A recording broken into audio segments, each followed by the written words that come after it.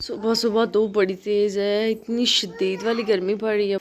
यहाँ पे पराठे बन रहे हैं, चाय हमारी बन चुकी।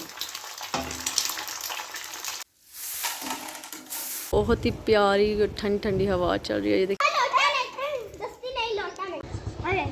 Bye bye. अस्सलाम वालेकुम माय यूट्यूब फैमिली, कैसे हो आप सब। आई होप आप सब लोग ठीक होंगे। अल्लाह पाक आपको जहाँ भी रखे खुश रखे, आबाद रखे, मेरी दुआ भी है। तो आज का व्लॉग जो है वो अम्मी के घर से शुरू हो गया था। सुबह सुबह से ही हम लोग रात को यहीं पे रुके थे, काफ़ी टाइम हो गया था, तो अम्मी ने कहा यहीं पे रुक जाओ, तो हम लोग फिर यहीं रुके थे। और आज की सुबह जो है बहुत ही खूबसूरत और तेज़ धूप के साथ जो है वो शुरू हो चुकी है। मैं सुबह सुबह बस हूर को लेके आई थी बाहर, और धूप बड़ी तेज़ निकली हुई थी, तो हम लोग बस कुर्सियाँ रख के तो बैठ के थे। तो यहाँ पर अमरूद का पौधा दिखने आई थी, क्योंकि आज इसका दूसरा दिन था, बिल्कुल भी नहीं मुरझाया था, बिल्कुल ठीक। तो जहाँ से हमने पेटी से कपड़े निकालने थे कुछ, तो मैं और अम्मी जो है कपड़े निकालने लगे थे। उसके बाद अम्मी हमारे लिए बनाने लगी थी नाश्ता, और अम्मी के हाथ के पराठे, अंडा और चाय इतना ज़्यादा मशहूर है, मतलब कि बहुत ज़्यादा हम लोगों को पसंद है। मेरे हस्बैंड को, मेरे कज़न को अम्मी के हाथ के पराठे इतने ज़्यादा पसंद है कि हम लोग काफ़ी टाइम तक याद रखते हैं कि हाँ हम गए थे और हमने पराठे खाए थे। बहुत मज़े के अम्मी पराठे बनाती हैं, और घर के आटे के पता है आपको पराठे बनते मज़े के हैं। देसी आटा जो है बहुत उसमें टेस्ट होता है मज़े के। हम लोग तो अब जो बाहर से आटा लेके इस्तेमाल करते हैं उसमें वो टेस्ट नहीं होता जो घर के आटे का टेस्ट होता है, बहुत मज़े के होते हैं। और वो लोग नमक डाल के आटा गूंथते हैं तो उसका टेस्ट और मज़े का होता है। तो यहाँ पे बस हमारी चाय वगैरह बन चुकी थी, अंडे बन चुके थे, तो बस अम्मी ने कहा चलो जल्दी जल्दी से बच्चों को नाश्ता वगैरह करवा दो, क्योंकि ये बहुत ज़्यादा लेट उठे थे, तो फिर भूख नहीं लगी हुई थी। तो मैंने कहा आप जल्दी से आ जाओ। शाहजैन जो है वो तो सुनता ही नहीं है ना, इसको तो पर लगे हुए नानी के घर आके ना, इसको पर लग जाते हैं। फिर वो जो है वो उठते साथ ठंडा पानी मांग रही होती है। फिर मैं फ्रिज से पानी की बोतल निकालने के लिए गई, और आज धूप इतनी ज़्यादा तेज़ थी, ये दो तीन दिन इतनी ज़्यादा शदीद वाली गर्मी पड़ रही है ना। और फिर जी मैं आ गई थी सफाई करने के लिए। आप लोग कमरे की हालत चेक कर सकते हैं, एक एक कोना मतलब कि भरा हुआ है कपड़ों से, और चादरें सारी बिखरी हुई, क्योंकि शाहजैन जो है वो कोई चीज़ छोड़ता ही नहीं, हर चीज़ पे गंद डाल रहा होता है, और हर चीज़ जो है इसने गंदी करनी होती है। तो यहाँ पे बस मैं आ गई थी, मैंने कहा अम्मी को आप ना आज रेस्ट करें, मैं जो है सफाई कर लेती हूँ। वैसे अम्मी किसी चीज़ को हाथ नहीं लगाने देती, कहती हैं एक दो दिन के लिए आती हो तो नहीं काम किया करो, पर मैंने कहा नहीं आज मैं आई हूँ तो आपको मैं काम करके दे दूँगी, आप बैठ जाएँ आराम से।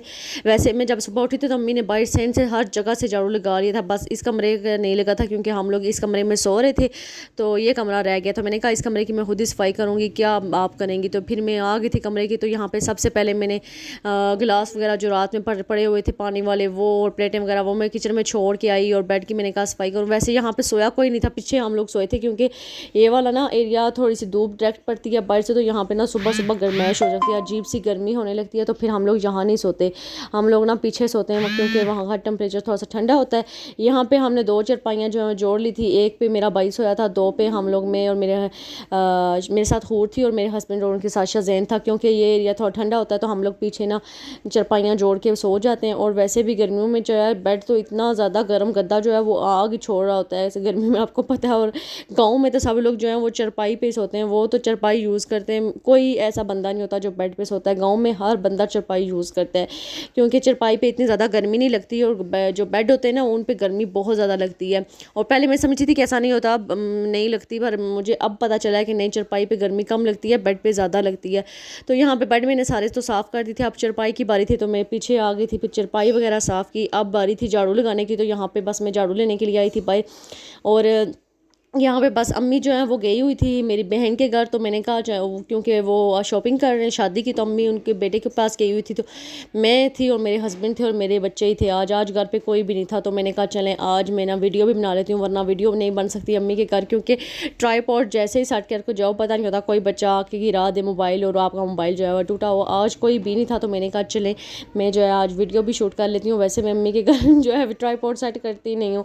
तो गंद तो देखें ना आप, इतना ज़्यादा गंद निकला था, अल्लाह माफ़, इतना इन लोगों ने गंद डाला। एक दिन के लिए गए और बाहर से इन कमरा, अभी ये वाला कमरा मैंने साफ़ किया, दूसरे कमरे में गए हुए थे, उस कमरे में भी शाहजैन ने ना अंत मचाई हुई थी, इतना ज़्यादा गंद डाल रहा था ना।